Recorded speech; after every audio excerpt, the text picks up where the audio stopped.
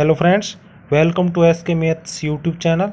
Friends, आज की class में हम रीजनिंग के जो लेवल 2 के जो क्वेश्चन बच रखे हैं एनटीपीसी के, वो 14 क्वेश्चन हम करेंगे। और फ्रेंड्स, कल की क्लास में हमने 11 क्वेश्चन पूरे किए थे, और अगर वो 11 क्वेश्चन आपको समझ में नहीं आए, उनमें से कोई एक आध क्वेश्चन समझ में नहीं आया तो आप कमेंट सेक्शन में ज़रूर बता सकते हैं। और फ्रेंड्स, ये क्लास आपके लिए बहुत ही इम्पोर्टेंट होने वाली है, क्योंकि जो आने वाली आरआरबी ग्रुप डी की परीक्षा है उसका पैटर्न भी लगभग सेम वही रहेगा जो कि एनटीपीसी का अभी लेवल 2 का था, लेवल 3 का था। तो फ्रेंड्स, चलिए शुरू करते हैं क्लास। तो फर्स्ट क्वेश्चन है, एक प्रश्न और उसके बाद में 3 कथन दिए गए हैं, बताइए कि कौन सा कथन प्रश्न का उत्तर देने के लिए पर्याप्त है। तो फ्रेंड्स, प्रश्न है कि इनमें से किसने कक्षा में प्रथम स्थान प्राप्त किया। तो फ्रेंड्स, कथन दे रखा है श्रीजा ने दूसरा स्थान प्राप्त किया है। तो यहाँ से हमें पता चल गया कि श्रीजा का नंबर है दूसरा है, हमें ज्ञात करना है प्रथम स्थान। अब दूसरा है, अमन का स्थान श्रीजा से एक स्थान नीचे है। यहाँ से अमन का स्थान श्रीजा से एक स्थान नीचे है, यानी कि अमन है जो कि तीसरे नंबर पर है। इन दोनों कथन से मिलकर अमन और श्रीजा का स्थान हमें पता चल गया। इसके बाद में रोहित का स्थान अमन से ऊपर है, यानी अमन का स्थान तीसरा है और रोहित का स्थान अमन से ऊपर है। अब ऊपर कितना है वो नहीं बता रखा है, लेकिन यहाँ से हमें पता चलता है कि श्रीजा है जो कि दूसरे नंबर पर है, और इस तीसरे कथन की सहायता से हम कह सकते हैं कि पहले नंबर पर है जो कि रोहित है। तो हमें तीनों ऑप्शन चाहिए होंगे, कथन 1, कथन 2 और कथन 3, तीनों कथन चाहिए हैं। तो इस हिसाब से हमारा उत्तर होगा ऑप्शन नंबर 1, सभी कथन एक साथ पर्याप्त होंगे। नेक्स्ट क्वेश्चन देखेंगे फ्रेंड्स। कथन है कुछ बैग नोटबुक है। तो फ्रेंड्स, ऐसे कथन देखते ही आपको सीधे वेन आरेख बनाना है। कुछ बैग नोटबुक है, तो यहाँ बैग लिख दिया, यहाँ नोटबुक लिख दिया। तो कुछ है तो कुछ का आधा आधा मिला दिया। इसके बाद में सभी नोटबुक है जो लैपटॉप है, सभी नोटबुक लैपटॉप है। तो ये वेन आरेख के बार में बाद ऊपर बार दूसरा वेन आरेख आएगा लैपटॉप का, सभी नोटबुक लैपटॉप है। तो आप निष्कर्ष देखेंगे कुछ बैग लैपटॉप है, तो कुछ बैग लैपटॉप है, तो आपस में ये दोनों वेन आरेख मिल रहे हैं, तो निष्कर्ष 1 राइट होगा। इसके बाद में सभी लैपटॉप नोटबुक है, सभी लैपटॉप नोटबुक है, अंदर की तरफ जा रहा वेन आरेख मतलब गलत होगा, अगर बाहर की तरफ आता तो राइट होता। तो केवल निष्कर्ष 1 लागू होता है, ऑप्शन नंबर 1 है। फ्रेंड्स, अगर आप मेरे साथ में ये कथन निष्कर्ष के सारे सवाल सॉल्व करोगे तो आप ग्रुप डी में कम से कम जो कथन निष्कर्ष के 3-4 नंबर के क्वेश्चन आएंगे वो आप श्योर 100% सही कर पाओगे। चलिए फ्रेंड्स, नेक्स्ट क्वेश्चन करते हैं। कथन दे रखा है हमारे पास में, कोई कुत्ता है जो कि बिल्ली नहीं है। तो कोई कुत्ता बिल्ली नहीं है, यानी दोनों वेन आरेख पूरे अलग अलग बना दिए, और यहाँ हमें हमारी सुविधा के लिए कुत्ते के ऊपर वेन आरेख के ऊपर हमने क्रॉस का निशान कर दिया कि कोई कुत्ता जो बिल्ली नहीं है। सभी बिल्लियाँ हैं जो चूहे हैं, तो सभी बिल्लियाँ चूहे हैं, तो यहाँ चूहा का हम सी ले लेते हैं। इसके बाद में निष्कर्ष निकालते हैं, कोई कुत्ता चूहा नहीं है। तो कोई कुत्ता है जो कि चूहा नहीं है, तो यहाँ पर हमें केवल बिल्ली के लिए मना किया गया है, जबकि चूहा हो भी सकता है और ना भी हो सकता है, तो ये निष्कर्ष फॉलो नहीं करता है। नेक्स्ट देखेंगे, कोई चूहा कुत्ता नहीं है। तो कोई चूहा कुत्ता नहीं है, ये भी निष्कर्ष फॉलो नहीं करता है, कुछ चूहे हो भी सकते हैं और नहीं भी हो सकते हैं। इसके बाद में कुछ चूहे बिल्लियाँ हैं, कुछ चूहे बिल्लियाँ अंदर की तरफ जा रहा है वेन आरेख में, तो राइट होगा। तो ये जो तीसरा निष्कर्ष है वो श्योर राइट है। इसके बाद में सभी चूहे बिल्लियाँ हैं, सभी चूहे हैं जो कि बिल्लियाँ हैं, अंदर की तरफ जा रहा है, तो ये रॉन्ग होगा, सभी चूहे बिल्लियाँ का रॉन्ग होगा। तो केवल निष्कर्ष नंबर 3 है जो कि फॉलो करता है, यानी कि जिस ऑप्शन में केवल निष्कर्ष 3 का है वो ऑप्शन हमारे राइट होगा। ये देखिए फ्रेंड्स, ऑप्शन नंबर 2 राइट है, केवल निष्कर्ष 3 पालन करता है। नेक्स्ट देखेंगे फ्रेंड्स। उससे पहले देखिए फ्रेंड्स, अगर है ना जिसमें आपको जो सीधा दे रखा है वो लागू नहीं होता है तो वही करना है, अपना दिमाग रीजनिंग में नहीं लगाएं, जो रीजनिंग के क्वेश्चन कह रहे हैं उसके अनुसार चलें, जिससे कि आपका श्योर सिलेक्शन हो सके और ज़्यादा से ज़्यादा क्वेश्चन राइट हो सके। क्वेश्चन है कि कथन दे रखा है और धारणाएं दे रखी है। तो कथन है ग्राहक अपने घर पर ही बैंकिंग सेवाएं प्राप्त कर सकता है। ये कथन है कि ग्राहक अपने घर पर ही बैंकिंग सेवाएं प्राप्त कर सकता है। तो धारणा क्या दे रखी है? पहली धारणा है इससे बैंक के लिए समस्याएं उत्पन्न होगी। तो अगर ग्राहक अपने घर पर ही बैंकिंग सेवाएं प्राप्त कर सकता है तो उल्टा ये तो बैंक वालों के लिए अच्छी है कि वो जल्दी से जल्दी अपने बैंक के काम निपटा सकता है ग्राहक, और खुद ब खुद निपटा सकता है। तो ये धारणा लागू नहीं होगी। इसके बाद में ग्राहक इस सेवा से बहुत खुश होंगे। तो ये एक बढ़िया पॉइंट है कि इससे ग्राहकों के अंदर एक संदेश जाएगा कि हम हमारे घर पर बैठे हमारे बैंक के काम कर सकते हैं। तो ये ग्राहक इस सेवा से बहुत खुश होंगे। धारणा 2 पालन करती है, धारणा 1 पालन नहीं करती है। तो ऑप्शन नंबर जिस ऑप्शन में धारणा 2 पालन करती है वो ऑप्शन हमारा राइट होगा। देखिए फ्रेंड्स, ऑप्शन नंबर 2 में केवल धारणा 2 राइट है, नीत है। नेक्स्ट क्वेश्चन देखेंगे। कथन दे रखा है कुछ लड़के हैं जो कि सुंदर है। तो कुछ लड़के हो गए सुंदर हो गए, ये वैनारेख हम बनाएंगे। ये लड़के हैं, ये सुंदर है। और कोई सुंदर है जो कि नियोजित नहीं है।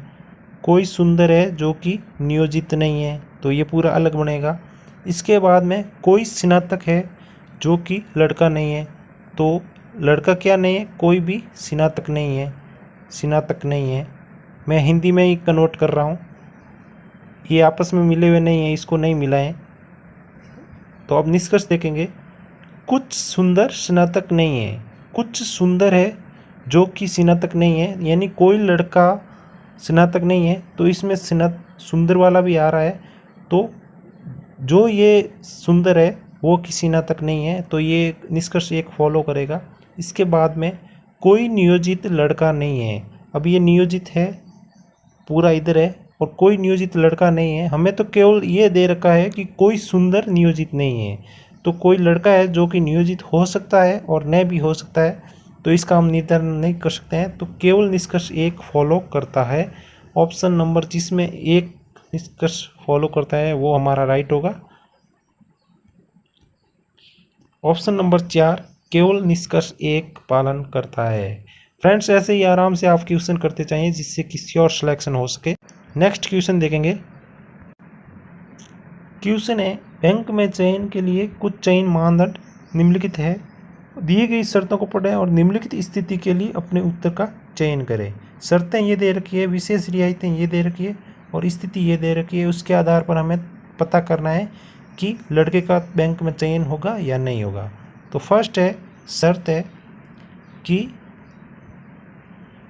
उम्मीदवार को 60% अंकों के साथ में स्नातक होना चाहिए। उम्मीदवार को चयन परीक्षा में न्यूनतम 70% अंक प्राप्त करने चाहिए। उम्मीदवार के पास कंप्यूटर फंडामेंटल में सर्टिफिकेट होना चाहिए। रियायतें क्या है? यदि स्नातक बीटेक है तो तीसरी शर्त में छूट दी जा सकती है, यानी जिसके बीटेक कर रखी है उसको कंप्यूटर फंडामेंटल में सर्टिफिकेट जरूरी नहीं है। और इसके बाद में यदि चयन परीक्षा में अंक 70% से कम है लेकिन 60% से अधिक है और स्नातक में अंक 75% से अधिक है, तो मामले को विचारण के लिए जीएम के समक्ष भेजा जाएगा। तो इस मामले में जीएम के समक्ष भेजा जाएगा कि उसको चयन करना है कि नहीं करना है। तो स्थिति क्या दे रखी है? स्थिति हमारे पास में दे रखी है, विजय ने इस पद के लिए आवेदन किया है और चयन परीक्षा में 70% अंक प्राप्त कर लिए हैं। तो उसने चयन परीक्षा में 70% अंक प्राप्त कर लिया है, तो उसको अब जीएम के समक्ष नहीं भेजा जाएगा। अगर वो श्योर सिलेक्टेड है तो उसका सिलेक्शन किया जाएगा। उन्होंने 75% अंकों के साथ में बीटेक किया और उसने बीटेक भी कर रखी है और 75% अंक है, तो उसका चयन अब होगा, क्योंकि यही दे रखा कि उम्मीदवारों को चयन परीक्षा में 70% न्यूनतम लाने हैं। तो और उम्मीदवार को 60% के साथ में स्नातक होना चाहिए। यहाँ पर इसने 75% अंक उम्मीदवार ने बीटेक किया है, तो कंप्यूटर फंडामेंटल्स की ज़रूरी नहीं है और इस वजह से इसका विजय का चयन होगा। तो ये उनका चयन किया जाएगा। ऑप्शन नंबर 3 राइट होगा। नेक्स्ट क्वेश्चन देखेंगे फ्रेंड्स। कथन है Q < R equal to S greater than T less than U greater than equal to B. तो ये कथन बहुत सिंपल है, क्योंकि एक ही पूरे कथन में पूरा कथन हमें दे रखा है पूरी कंडीशन, तो हम सीधे लागू कर सकते हैं। तो फर्स्ट निष्कर्ष है V greater than V less than T. तो वी किधर है, वी इधर है, वी से अब टी का रिलेशन हम देखेंगे तो वी से यू ग्रेटर देन है और यू है जो कि टी से ग्रेटर देन है। तो यहाँ से हमें वी और टी का आपस में पता नहीं चल रहा है, दोनों का आपस में रिलेशन कि वी ज़्यादा है या टी ज़्यादा है, तो निष्कर्ष एक गलत हो जाएगा। नेक्स्ट देखेंगे S less than Q. S इधर दे रखा है और क्यू से लेस देन बता रहा है, लेकिन यहाँ पर क्यू है जो कि आर से छोटा है, तो सीधी बात है कि एस से क्यू बड़ा नहीं होगा, तो निष्कर्ष 2 भी लागू नहीं होगा। तो ऑप्शन नंबर 2 न तो 1 और न ही 2 सत्य है। नेक्स्ट क्वेश्चन देखेंगे फ्रेंड्स। कथन है तांबे के बर्तन में रखे जाने पर दूध जहर बन जाएगा। जहर सेवन और स्वास्थ्य के लिए अच्छा है। निष्कर्ष क्या निकलेगा? लोगों को तांबे के बर्तन में रखे दूध का सेवन करना चाहिए। तो अगर जहर यहाँ पर सेवन और स्वास्थ्य के लिए अच्छा है, स्वास्थ्य और सेवन के लिए अच्छा है, तो तांबे का बर्तन में रखे गए दूध का सेवन करना चाहिए। ये हमें रीजनिंग के आधार पर सोचना है, इसलिए निष्कर्ष एक राइट होगा। इसमें अगर हम जो नॉर्मली भाषा है उसमें समझते हैं तो ये सही नहीं होता है, लेकिन यहाँ पर जो कथन दे रखा है उसके आधार पर हमें निष्कर्ष निकालना है, न कि आम भाषा में या आम जानकारी में। नेक्स्ट है जहर के सेवन से बचना चाहिए। तो यहाँ पर इन्होंने ऐसे कुछ नहीं लिखा है कि जहर के सेवन से बचना चाहिए या करना चाहिए। यहाँ इन्होंने लिखा है कि जहर सेवन और स्वास्थ्य के लिए अच्छा है, तो केवल निष्कर्ष एक लागू होता है। ऑप्शन नंबर 3 राइट होगा। नेक्स्ट क्वेश्चन देखेंगे फ्रेंड्स। कथन दे रखा है घातक कोविड की दूसरी लहर के दौरान भारत की अर्थव्यवस्था में रिकॉर्ड वृद्धि देखी गई है। दूसरे लॉकडाउन के दौरान मैन्युफैक्चरिंग और हेल्थ सेक्टर ने वृद्धि का संचालन किया। तो इसमें से कौन सा कथन कारण है, कौन सा प्रभाव है, या दोनों अलग अलग कारण है या अलग अलग प्रभाव है? तो देखिए फ्रेंड्स, दूसरे लॉकडाउन के दौरान मैन्युफैक्चरिंग और हेल्थ सेक्टर ने वृद्धि का संचालन किया है, और इसकी वजह से क्या हुआ है कि भारत की अर्थव्यवस्था बढ़ गई है। तो ये जो दूसरा कथन है वो तो हो गया कारण और पहला हो गया प्रभाव। दूसरा कथन कारण है और कथन फर्स्ट इसका प्रभाव है, तो ये देखना है। तो इस वजह से ऑप्शन नंबर 2 राइट हो जाएगा। नेक्स्ट क्वेश्चन देखेंगे। कुछ आम संतरे हैं, यहाँ पर कुछ आम हो गया संतरे, इसके बाद में सभी संतरे हैं जो कि अंगूर है, यहाँ हो गया अंगूर, तो सभी अंगूर संतरे हैं, तो ये निष्कर्ष नहीं लागू होगा। इसके बाद में सभी आम हैं जो कि अंगूर है, तो यहाँ भी आधा ही मिल रहा है, तो ये भी लागू नहीं होगा। दोनों निष्कर्ष लागू नहीं होंगे, जो यानी न तो 1 और न 2 निष्कर्ष लागू होता है। ऑप्शन नंबर 3 राइट हो जाएगा।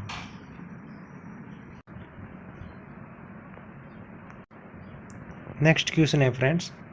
सभी कबूतर फाँकते हैं, सभी कबूतर फाँकते हैं, इसके बाद में सभी फाँकते हैं, सभी कबूतर फाँकते हैं, तो वह नारेक फाँकते वाला ऊपर आएगा। इसके बाद में सभी फाँकते मैना है, तो ये मैना का वैन नारेक हो गया। अब निष्कर्ष निकालेंगे हम, सभी मैना कबूतर है। अब सभी मैना है जो कि बाहर है, कबूतर अंदर है, तो अंदर जाते टाइम गलत होगा अगर सभी का पूछा हुआ है, और बाहर का पूछ रहा है तो राइट होगा। यहाँ अंदर का पूछ रहा है तो ये निष्कर्ष 1 गलत हो गया। इसके बाद में सभी कबूतर है जो कि मैना है, तो अब ये अंदर से बाहर की तरफ पूछ रहा है और सभी का पूछ रहा है, तो राइट होगा। तो ऑप्शन नंबर, जिस ऑप्शन में निष्कर्ष 2 राइट मान रहा है वो ऑप्शन हमारा सही होगा। तो ऑप्शन नंबर 4 में केवल निष्कर्ष 2 पालन करता है। नेक्स्ट क्वेश्चन देखेंगे फ्रेंड्स। प्रश्न दे रखा है पृथ्वी की आयु कितनी है, तो अब कथन के आधार पर हमें तय करना है कि कौन कौन से कथन उत्तर देने के लिए पर्याप्त है। तो पृथ्वी की आयु कितनी है, तो फर्स्ट कथन है कि पृथ्वी की आयु उसकी बहन अर्पिता से 10 वर्ष कम है। तो फर्स्ट कथन से हमें ये पता चला कि अर्पिता की आयु से प्रीति की आयु 10 वर्ष कम है। इसके बाद में नेक्स्ट है अर्पिता की आयु उसकी माँ से 25 वर्ष कम है और उसके पिता से 30 वर्ष कम है। तो इससे हमें अर्पिता की आयु का सही जो कि क्या आयु है वो हमें पता नहीं चल रहा है कि अर्पिता की आयु उसकी माँ से 25 वर्ष कम है और पिता से 30 वर्ष कम है, लेकिन उनकी माँ या पिता की आयु नहीं दे रखी है। तो इससे हम प्रीति की आयु भी नहीं निकाल सकते हैं। तो दोनों ही कथन पर्याप्त नहीं है। तो कथन 1 और 2 दोनों एक साथ पर्याप्त नहीं है। ऑप्शन नंबर 2 राइट हो जाएगा। नेक्स्ट क्वेश्चन देखेंगे फ्रेंड्स। कथन है दिए गए कथन और कार्यों को ध्यानपूर्वक पढ़ें। कथन में दी गई जानकारी को सत्य मानते हुए विचार करें और तय करें कि दी गई कार्यों में से कौन सी कंपनी एक्स की बिक्री में कम से कम कुछ हद तक सुधार करने के लिए एक संभावित कार्यवाही हो सकती है। कथन दे रखा है हाल ही में कंपनी एक्स द्वारा बेचे जाने वाले एक विशिष्ट उत्पाद की बिक्री में गिरावट आई है और जो कंपनी के लिए काफ़ी चिंताजनक है। अब कार्यवाही क्या कर सकते हैं तो देखिए फ्रेंड्स, फर्स्ट कार्यवाही इन्होंने लिखा है कंपनी को बाजार में मौजूद अन्य प्रतिस्पर्धी उत्पादों का समुचित अध्ययन करना चाहिए। तो अगर अब कंपनी के विशिष्ट उत्पाद की बिक्री में तेज़ी लाना है तो जो प्रतिस्पर्धी उत्पाद हैं उनका अध्ययन भी करना चाहिए कि वो किस वजह से ज़्यादा बिक रहे हैं। तो और कार्यवाही एक लागू होगी। इसके बाद में दूसरी कार्यवाही लागू होती है या नहीं होती है वो देखेंगे। वांछनीय गुणवत्ता बनाए रखते हुए उत्पाद के मूल्य को कम किया जाना चाहिए। तो ये भी कार्यवाही लागू हो सकती है क्योंकि जो क्वालिटी है उसको बनाए हुए रखते थोड़े उत्पाद के मूल्य को अगर कम कर दिया जाएगा तो ग्राहकों में इस उत्पाद को लेकर क्रेज़ बढ़ेगा और उत्पाद की बिक्री में तेज़ी आ सकती है। तो दोनों कार्यवाही जरूरी है। तो जिस ऑप्शन में दोनों कार्यवाही जरूरी होगी वो ऑप्शन हमारा राइट होगा। तो ऑप्शन नंबर 4 राइट है। 1 और 2 दोनों संभावित कार्यवाही हो सकती है। नेक्स्ट क्वेश्चन, और इस क्लास का लास्ट क्वेश्चन है और लेवल 2 के जो CBT 2 में NTPC में जो 25% आए थे 25-26%, उनमें से 25% का ये लास्ट क्वेश्चन है। इसके बाद में हम नेक्स्ट क्लास में लेवल 3 से संबंधित क्वेश्चन करेंगे। तो फ्रेंड्स कथन है Q greater than P greater than equal to I greater than J equal to M less than equal to L less than E। तो निष्कर्ष दे रखा है J लेस देन E। तो J है यहाँ पर और E है यहाँ पर। यहाँ से हमें पता चलता है J और M बराबर है दोनों, तो यहाँ J लिख देंगे, उससे कोई फर्क नहीं पड़ेगा। और J L से छोटा भी हो सकता है और बराबर भी हो सकता है, और L है जो कि निश्चित रूप से E से छोटा है। तो ये हमें कन्फर्म हो गया कि J E से छोटा है। निष्कर्ष 1 लागू होगा। नेक्स्ट देखेंगे Q ग्रेटर देन M है या नहीं है। तो Q यहाँ पर है, M इधर है। यहाँ से जो इधर रिलेशन देखेंगे हम, तो सारे रिलेशन में ग्रेटर देन का ऑप्शन इधर ही है, तो Q ग्रेटर देन होगा M से। तो दोनों निष्कर्ष पालन करते हैं, 1 और 2 दोनों निष्कर्ष पालन करते हैं। Thanks friends. ये लेवल 2 से संबंधित जो क्वेश्चन आए थे RRB NTPC CBT 2 में, वो सारे क्वेश्चन थे कथन निष्कर्ष से संबंधित। तो अगर क्लास में कोई भी एक आध क्वेश्चन भी अगर आपको समझ में नहीं आया है तो आप कमेंट सेक्शन में बता सकते हैं, और अपने उन सारे दोस्तों को शेयर करें जो कि ग्रुप D की तैयारी कर रहे हैं और उनको रीजनिंग से संबंधित किसी क्वेश्चन में या मैथ से संबंधित किसी क्वेश्चन में दिक्कत आ रही है तो कमेंट सेक्शन में ज़रूर बताएं। थैंक्स दोस्तों, मिलते हैं नेक्स्ट क्लास में।